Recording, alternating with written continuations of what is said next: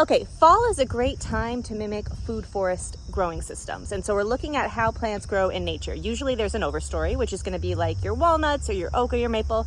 There is a midstory, and that could be your fruiting trees or your nut trees, apple, pecan, almond. And then we also have our understory trees. So these are going to be taller shrubs, much like the Russian olive, which is behind me.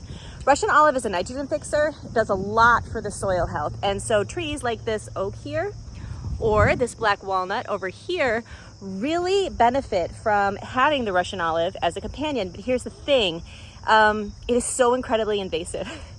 And it can really take over your gardens, your growing spaces, your entire property in a very short amount of time. So there are some more appropriate alternatives that can offer the same benefits. While beautiful and a great producer of edible little olives or berries, autumn or Russian olive is very invasive. It's highly prevalent on my property, in my city, in my county, and in my state. As we go through our growing spaces, we are eradicating it and replacing it with more suitable alternatives. One replacement for Russian olive is going to be Forsythia, as long as it's not invasive in your zone. Here in this triangle, I have a sugar maple tree to tap for syrup. I've got a Honeycrisp apple right there with its gill that's dying back around it. And then there is the Forsythia. Forsythia spreads quickly, however, it's not on the USDA invasive species list. That being said, do keep an eye on it if you want to keep it contained and well managed for small growing spaces.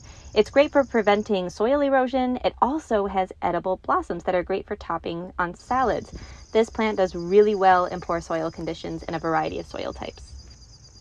Another option would be the Goumi tree or Goumi shrub. I don't have these here on my farm. They're on my shopping list. Goumis produce edible berries, and their roots also help with soil erosion. They get 6 to 10 feet high and wide. The plants are self-fertile and thrive in zones 4 through 9. These grow well in poor soil and in poor air quality.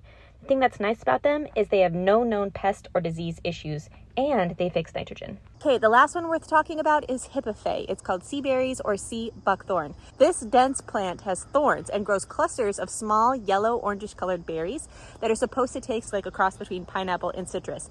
They have 7 times the vitamin C of lemons. They're full of antioxidants and they're super healthy. In addition, these dense hedges that grow make a great habitat or shelter for birds, wildlife, and insects over the winter months. They have thorns, which keeps the deer away from the berries, but that also means there's difficulty with harvesting.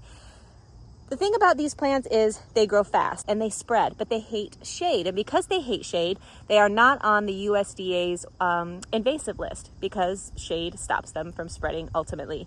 But that being said, they do get thick, they do cluster and grow quickly. However, they're incredibly prolific. Sea berries are excellent at soil erosion control. They're great on hillsides, mountainsides, and they grow well in poor soils.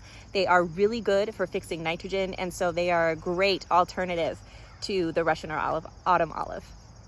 So if you're planting your food forest, make sure you have an overstory, such as the maple or the oak. Then you want to make sure you have your nut or fruiting trees for your mid layer, and then your understory can be comprised of your Goumi trees, your sea buckthorn, or your Forsythia. And underneath that, you'll have all of your low-growing plantings, your vines, your ground covers, and your flowers, and your herbs. I hope this has helped.